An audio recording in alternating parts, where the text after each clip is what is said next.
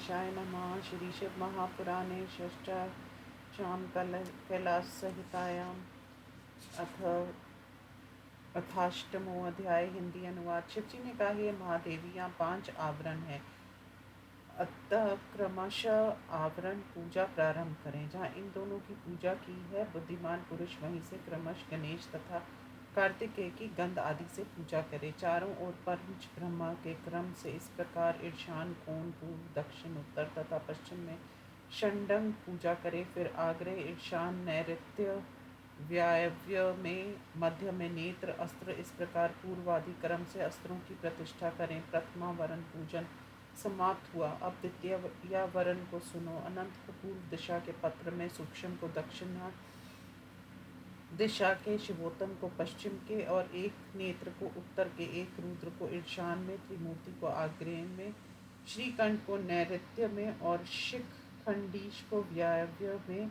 पूजें। द्वितीय आवरण में उन चक्रवर्तियों की पूजा करें। पूर्व द्वार के मध्य में वृष और ईशान की पूजा करें। दक्षिण में नंदी की और उत्तर में महाकाल की पूजा करें। भृंगीश की दक्षिण पश्चिम द्वार में पूजा करे। उसके पहले कोष्ठ में गंध आदि से गणेश जी की पूजा करे। पश्चिम उत्तर कोष्ठ में वृषभ की, दक्षिण में कार्तिकेय की पूजा करें।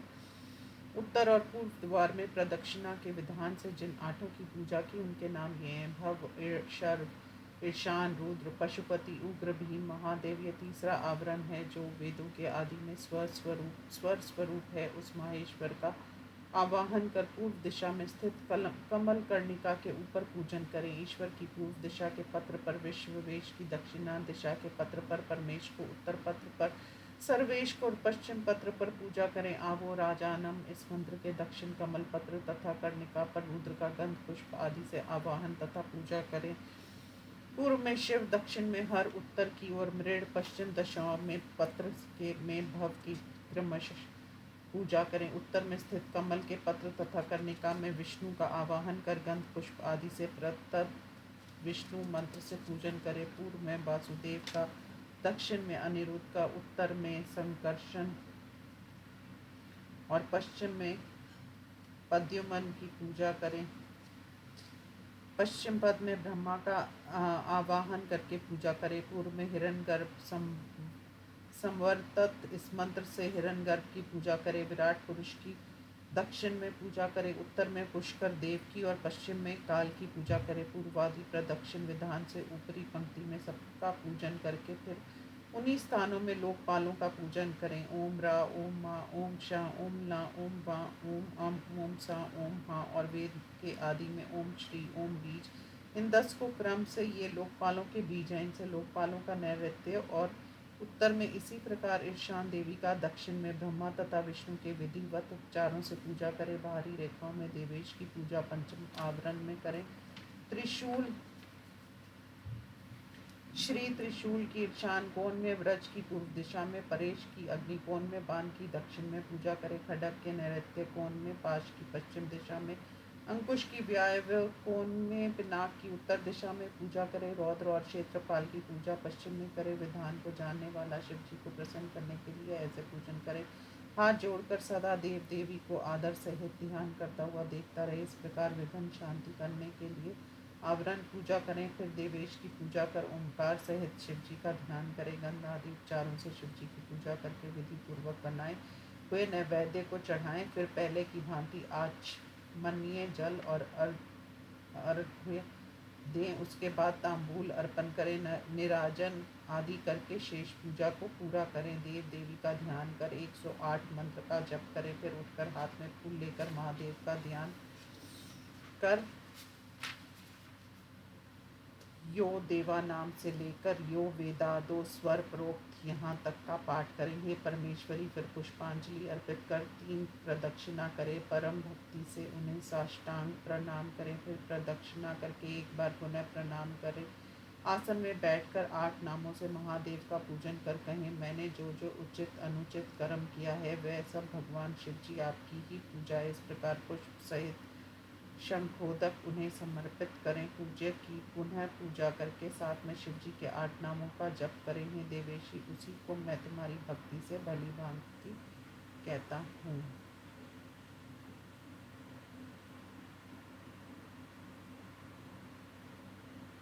इस प्रकार श्री शिव महापुराण में आवरण पूजा वर्णन नामक 8वां अध्याय समाप्त। अथ 9वां अध्याय। शिव जी ने कहा, शिव महेश्वर रुद्र विष्णु पितामह संसार वैद्य सर्वज्ञ परमात्मा। मुख्य रूप से शिव जी के ये 8 नाम हैं। इन्हें पितामह तक पहले 5 नामों में शांति अतीत के क्रम से 5 उपाधि के ग्रहण करने से शिव आदि संज्ञा का ग्रहण किया है, क्योंकि उपाधि के निवृत्त होने पर संज्ञा भी निवृत्त हो जाती है। पद ही नित्य होता है, पद वाले अनित्य कहे जाते हैं।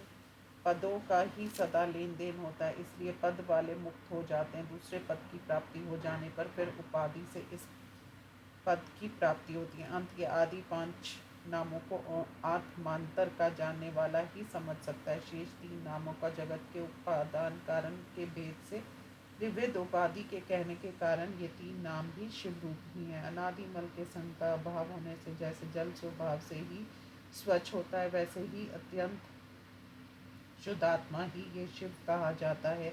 अथवा समस्त कल्याणकारक गुणों का एक ही आधार होने से उस शिव ईश्वर को, शिव तत्व को जानने वाले शिव कहते हैं। 23 तत्वों से परे अर्थात 25वां तत्व प्रकृति है और प्रकृति से परे 25वां पुरुष है, जिसे वाच्य वाचक भाव से वेद के आदि में ओंकार कहते हैं। वेद द्वारा जानने योग्य जो आत्म स्वरूप वेदांत में प्रतिष्ठित है, वही पुरुष प्रकृति में उसके उपभोग के लिए लीन है। उस पुरुष से परे जो है वह महेश्वर है। उसके अधीन पुरुष और प्रकृति की प्रवृत्ति है, अथवा त्रिगुण तत्व की ये अविनाशी माया है। माया को प्रकृति समझे और मायावान को महेश्वर समझे। महेश्वर के सहयोग से ही नारायण मनुष्य को माया से मुक्त करते हैं। रूठ दुख को अथवा दुख के कारण जो करता है वही प्रभु रुद्र है। इसके मूल कारण शिव हैं। शिव तत्व से लेकर पृथ्वी तक घट तथा शरीर आदि जो पदार्थ है, इन सब में व्याप्त होकर रहने के कारण ही शिव को विष्णु कहते हैं। संसार के पिता तुल्य समस्त मूर्तिमान जीवों के कल्याण करने वाले देव को सबका पितामह ब्रह्मा का है।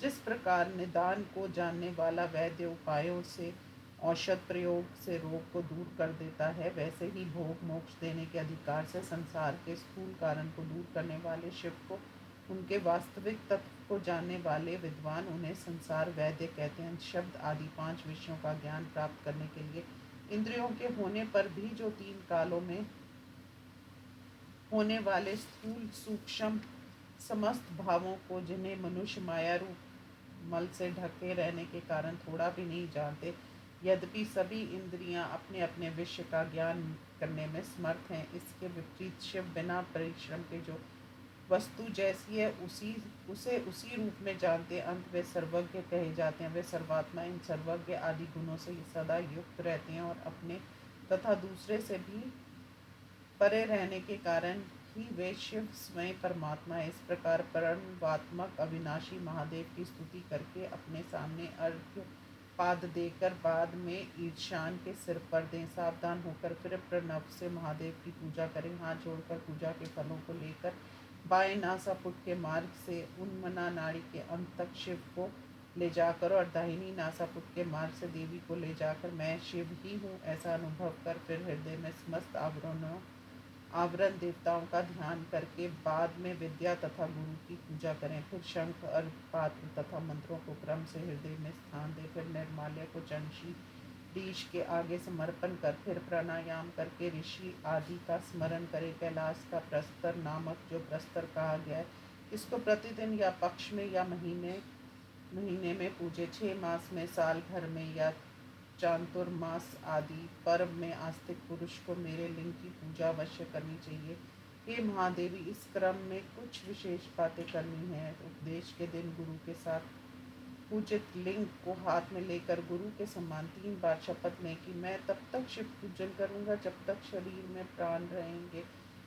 उक्त विधि के साथ हे प्रिय, प्रतिदिन शिव जी का पूजन करें। अर्घ्य को जल को शिव जी पर चढ़ाएं। प्रणव द्वारा पूजन कर दूध दीप चढ़ाएं। ईशान कोण में चंड की पूजा कर निर्माल्य समर्पित करें। फिर वस्त्र पूत जल के से लिंग और वेदी को धोकर प्रणव में शिवलिंग पर फूल चढ़ाएं।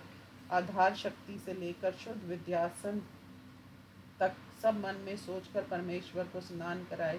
यथाशक्ति इकट्ठे किए गए पंचगव्य आदि द्रव्यों से जल से या सुगंधित द्रव्यों से युक्त जल से स्नान कराए।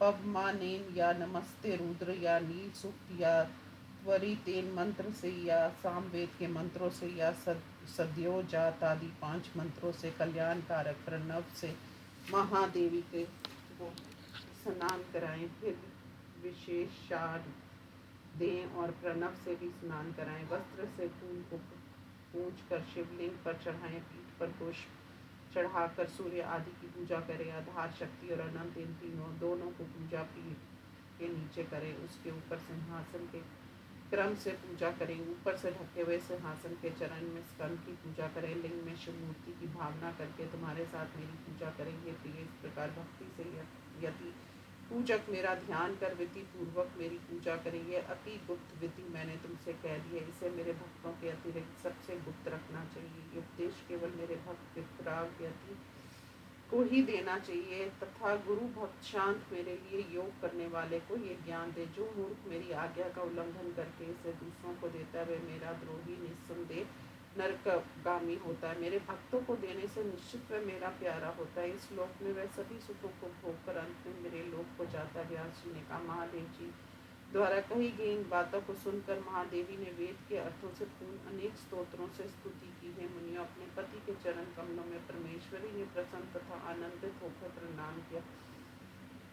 हे ब्राह्मणों, प्रणव के अर्थ को बतलाने वाला तथा शिव ज्ञान योग अत्यंत गुप्त विधान है।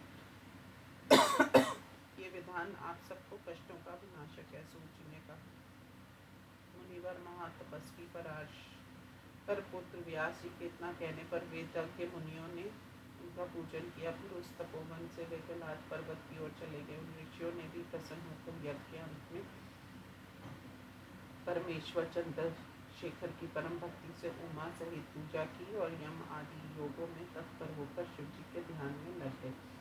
देवी ने ये ज्ञान कार्तिकेय को सुनाया। उन्होंने नंदी से कहा और भगवान नंदी ने सनत कुमार मुनि से कहा। उनसे मेरे अत्यंत तेजस्वी गुरु व्यास जी ने पाया। ये मुनिवर, उनसे ये पवित्र ज्ञान मैंने पाया और मैंने ये गुप्त से भी गुप्त ज्ञान आप लोगों को शिव जी के प्रिय भक्त जानकर सुनाया। आपको भी इस गुप्त शिव प्रिय ज्ञान को शांत चेत साधुओं को सतः शिव भक्तों को देना चाहिए। इतना कहकर पौराणिकों में श्रेष्ठ महाभाग सूची तीर्थ यात्रा के बहाने से भूलोक में घूमने लगे। सूची के इस परम रहस्य को प्राप्त कर वे मुनि श्रेष्ठ काशी में रहकर अंत में मुक्त होकर शिव भक्त को प्राप्त हुए। इस प्रकार श्री शिव महापुराण में प्रणवार्थ पद्धति वर्णन नामक 9वां अध्याय समाप्त। ओम नमः शिवाय।